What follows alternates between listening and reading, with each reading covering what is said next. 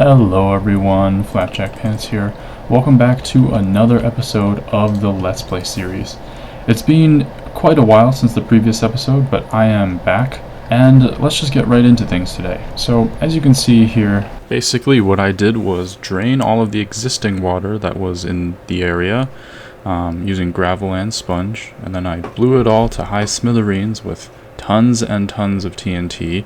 I basically ran my mob farm at full blast for about a week just to get the materials, and I had to use about 5 to 10 shulker boxes of TNT, so it was a very large endeavor, but basically I had a giant carved out channel which would be an artificial river.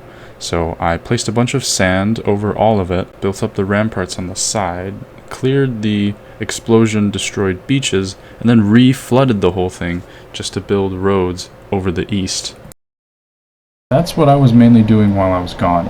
Now, we still have to finish the wall around the entire city as well, but let's be honest, we can leave that to another time. In today's episode, what we're going to be doing is adding another building to the city. And it's going to go right here. What we're going to be making today is what I like to call a mud dripper. Basically, you input dirt into a machine that converts it into mud and then puts it on top of dripstone to turn into clay. And I've converted it to work with copper too, so we can have copper aging as well. So let's get the materials ready.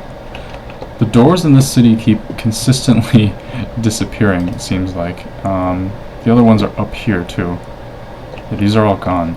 I don't know if it's some kind of weird glitch with the mods I'm using, or if it's just zombies, but maybe we should get that looked at. This is a very weird issue because I'm almost certain that no zombies are able to spawn in here. They're still appearing, so... The main thing we need to gather today is pointed dripstone, and as you can see, right now, I have none. There are some caves over here in the north that should have a decent amount of dripstone still. Alright, let's take a look with this one. These are all flyable. Whoa! Alright, that cave was not it. Okay, let's test this one. Yes, here we go. Okay, so I need about 6 stacks of dripstone.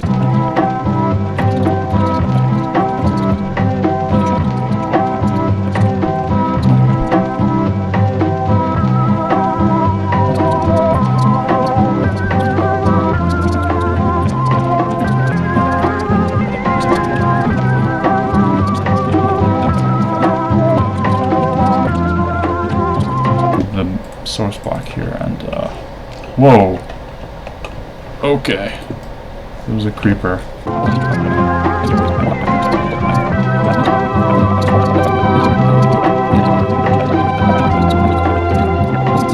Look at this entrance. Wow, this looks like something out of the Minecraft movie. Pretty good haul, I'd say. Now we just need to prepare the rest of the ingredients for this build. For the copper aging part of the farm, which I was talking about earlier, we're going to use cut copper, mainly because it's cheaper. These are like the most expensive parts of the farm made.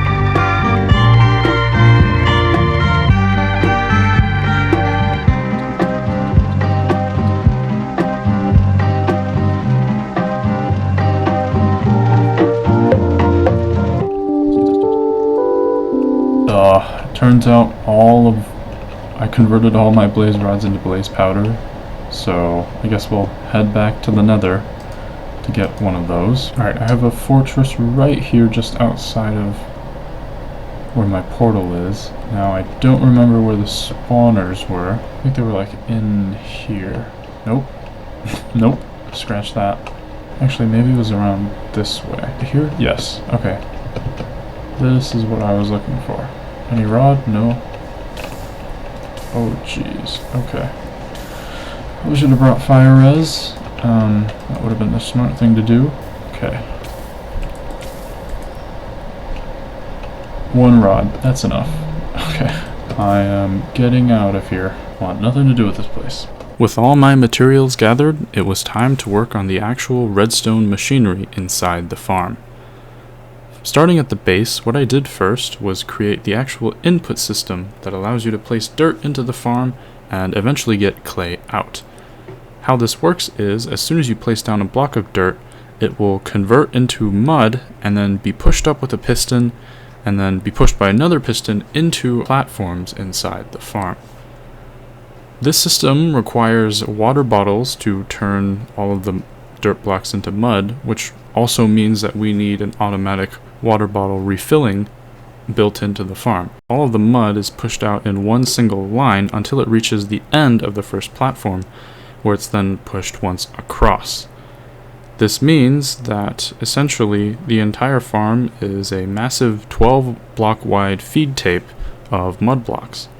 All of the platforms are made out of copper with dripstone underneath. Once the copper is fully oxidized, as you can see in this schematic it's meant to be, it will help oxidize copper that we put into it faster. Now all of the pistons, part of the feed tape, are being controlled and activated using lines of doors and observers, which I found to be a design that not only was cheaper, but also helped time the farm to be exactly right.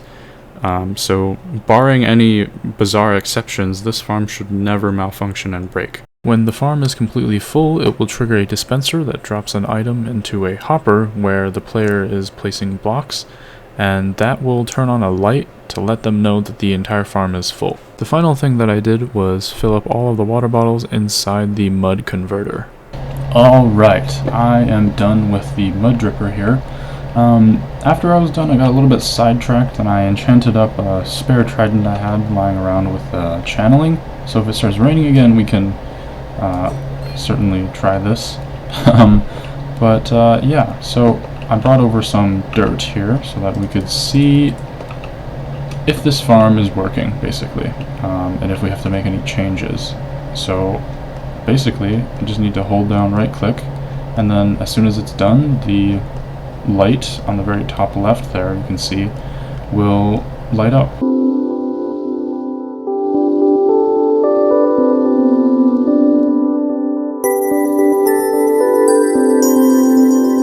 Uh-oh, looks like the system got jammed up here.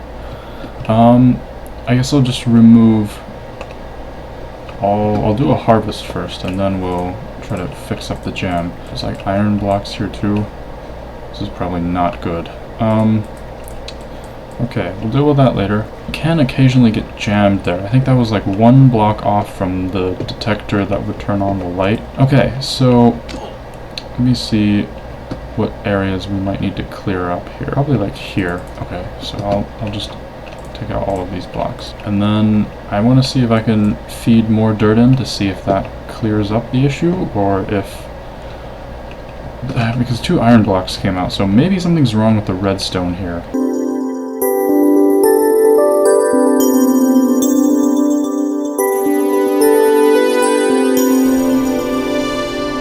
Okay, so as you can see just then, I completed another full cycle, so the entire top here is harvested, and this time it ran through successfully. There were no jams or anything, so I think it was just the first time maybe those 2 iron blocks got stuck somewhere when I was building, and now it's all working well. I'm getting still a good mix of mud and clay. This could be a good mud farm in its own right, but it does take a while to put in all of the dirt. I did not use like a 0-tick design for this farm because frankly I don't really know how that works.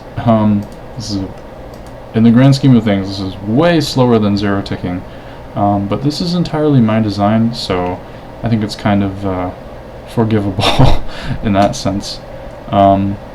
If we really needed a ton more terracotta or clay in the future, we could potentially upgrade this, but again, I think it's okay the way it is. As you can see by the string here, a spider almost snuck up on me during that, so this is a very dangerous contraption. We should probably get started on building the shell around this, and first I want to build the interior so we know how much space we have to work with. Alright, so I got my materials here for some of the basic floor interior here, but it's also raining, so I'd like to test my channeling trident. I think it has to be on a rod or on a mob. There's some cows and sheeps here. Huh. That's interesting. Oh. How does channeling work? Alright, surely this has got to work on the lightning rod here. What? Does it have to be thundering? Probably has to be thundering instead of just raining. Oh. Alright, we'll test this out later. No more distractions. Let's get to the interior. So, I was thinking we could try out some just basic dark oak here. This is going to be a very cramped interior. Let's just see how this work. So we'd probably want to separate off this area here where we're inputting the dirt, but then that leaves basically this area here as like our main lobby area. Where the clay is moving, I want to have see-through trapdoors so you can see the mud or the clay moving up. So then these other parts here, which are less impressive, we could just cover up. Alright, so something like this. Let's see how this looks. I think it's okay. Hold on. I'll sleep first so we can see this in better lighting. I'm not super sure about the colors here. This is a bit of an interesting combination, but I think we'll run with it for now. If later it doesn't look good, we could replace this with like oak or copper even, just something more normal. Alright, so probably a good place to start our interior would be actually up here where all the clay is going to be gathering. So I want to turn this into kind of a separate room. One thing to consider is that because we're going to be in here swinging our shovel around, we don't want the walls to be made out of anything that shovels could break necessarily, and because we're also going to be aging copper, we also don't want it to be something that can be easily broken by pickaxes. So I'm going with wood here because it does take a little while, so hopefully if we accidentally are aiming at the wall, it'll take long enough for us to realize. I'm using here a combination of birch and stripped spruce logs. I think it's a very good color combination. There's a nice texture, and I also moved back this redstone line here so that the wall can go up directly on top of these pistons. As you may have seen while I was building the redstone part, I have barrels here just in case there's like some kind of a weird redstone issue and the pistons fire up in the wrong order, just so this doesn't push everything out of the place. These barrels right here are unpushable, and they're also a very nice texture that matches with the walls pretty well. Potentially we could also use these for some storage. So currently this is harvested, but you know, we have to imagine if the clay was all over here, we climb up here from the alerting system. So we have to remember to cover up all of the parts where there's redstone. Okay, so now that we're on the ceiling here, I wanted to use jungle wood. I think jungle wood's super underrated. It's got a really nice color. I think it mixes well with the browns that we're using. Actually, from here you can get a very good view of the entire planned area for the city. There's a lot to it. Alright, so now that we're done with this, we can work on the lighting inside of here. As you can see, very dark, a lot of weird lighting glitches. Not good stuff. So I have some lanterns here, which you know, might be a little boring, but I think it's good lighting. Alright, so this is going to be our clay gathering area. What should we call it? We can call it the silo. So this is going to be the silo area here. Our access is going to be, again, the same place that we get our alerts for when it's full. But we'll work on this area a little bit later. For now, I think I want to finish up this area here, actually, which is going to be kind of like the main lobby area. I'm not exactly sure what to put here. I think we'll just leave it empty for now. The idea I had for it was to use quartz and hardened clay. And I actually don't have enough hardened clay right now, but we can actually smelt some of the clay that we gathered today. Alright, this is not a very large amount that we need, so we'll just probably use a simple 2-wide smelter here. We'll get that going up into the building. Alright, so I have the clay here.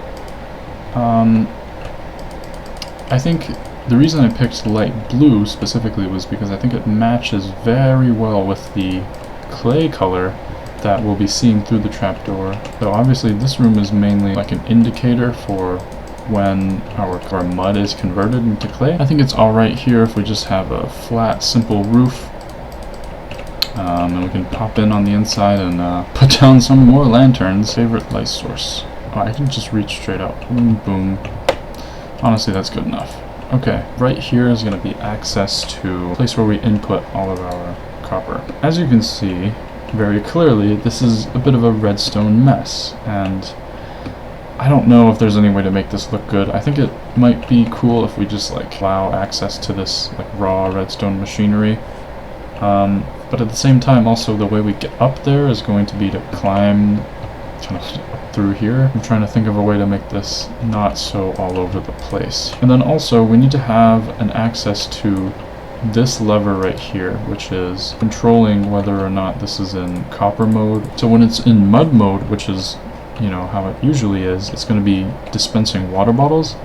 But when we're inputting copper blocks, if it's dispensing water bottles, the water bottle is just going to pop out. I can kind of turn off the mud mode by flicking this lever. Now, of course, one final water bottle will get outputted, but then any more blocks that go in, so let's say, pretend this is a copper block. There's no water bottle that pops out. So I was thinking probably the easiest way to do this would be through a trap door right here, but then we'd also have to clean up all of the surrounding blocks here. Dark oak is a good choice for that. I think the only way we can get this to be good is we take out these two dripstones and then fill in more copper. Kind of like that. This kind of simplifies everything that we're looking at here. I think the vibe that we could create here is kind of like almost like a Dan TDM lab kind of messy redstone climbing over everything kind of feeling. That would require using a lot of iron. For example, if I had iron here, we're actually going to remove this lever. This doesn't do anything. If I put blocks here, there's another issue now. I can't see the lamp when I'm down here. So I actually don't think this staircase system will work viable. I think we're going to have to just stick to the way it is. But there's got to be a better way. Alright, so after some experimenting, this is what I've come up with. Here we go. So we come in here, this area is open, and then this is where we'll put everything in. You can see the light out of the corner of your eye if you angle yourself like this. To get up to the access, you just jump through here and then you can put down a ladder. I added a little extra water staircase here. The water's flowing back there so that it doesn't flood all the redstone here. But I added this so that we can have a concrete converter. Okay, so I have gathered all of the materials, or roughly all of the materials that I think we'll need for this project. So let's just get started right away. First I want to get this right half of the building done. Building's going to be in two halves. There's going to be a doorway here. And I think right away we can start mixing in a lot of moss colors. So I want to have it look like moss is spreading over the building. Now we'll start on kind of this bottom wall. This is going to be kind of the center of the building. So as you can see right now, everything's skewed very left. But that's because there's a large section here that I haven't touched at all. All we need now is deep slate here, some darker colors, because I'm going to put the second floor here. So it would make sense that it would cast a bit of a shadow onto this section of the wall. This building is going to be kind of like a Tudor style, very, very classic for the city at least. Some of the oldest buildings here are in a kind of Tudor style. But I want to kind of change things up a bit and use more color and shading. Alright, so this is the first floor mostly complete. Spread the moss a little bit here. I think that should be good enough. Okay, so if you couldn't guess from the color of concrete that I was using earlier, this is going to be a mostly white building. I'm going to be using mainly a gradient going from wool all the way to gray wool. Quartz is kind of like slightly more yellowish. Transition is going to be white concrete into diorite, then into light gray wool, and then finally to dark gray wool. All throughout here, just to add a little bit more depth, I'm going to be putting signs across here. So then this side, with the 2 wide area, is going to be very similar. In the middle right here, there's going to be windows. We need a darker color kind of right away. Because I put a window here, and there's a window sill, I'm kind of casting a darker shadow on this wool right here. It's very subtle, but from a distance you can see it, and just kind of using cool lighting effects like that is going to be kind of the main thing with this build. Okay, so this is kind of the first 2 floors of the build. Yep, you can really kind of see that that style that we're going for. Strong use of color. The further away you go, the more pronounced it all is, and I think it's a very cool effect. So let's do the 3rd floor. We were at white concrete, but now we're going to slowly start transitioning to diorite, and then light gray wool, and then I think right here we can use our very first dark gray wool. Or actually, maybe instead of dark gray wool we could use deep slate. It might be a little bit too dark though. You know what, we'll try it for now. Let's just see what this looks like for now. Let's put this all together. Here once again we're going to do the shadow, but this time it won't be as pronounced because this house is going to have like a normal pointy roof frame. This is actually not going to be the top. There's going to be another one of these window layers above it, so that's where we're not using the deep slate right away. I've been trying to kind of bias the way I'm distributing the diorite so that it's again in that frame. We can have some darker colors here because the roof will go right on top of this. Alright, so I think for the most part, yeah, other than fences right here, we're done with the main kind of facade of the building, and we can start putting on the roof. I want to kind of add like a bit of a weathered effect at the top, so we're transitioning from jungle to spruce. Alright, so from downstairs, yeah, I think this is looking pretty good right now.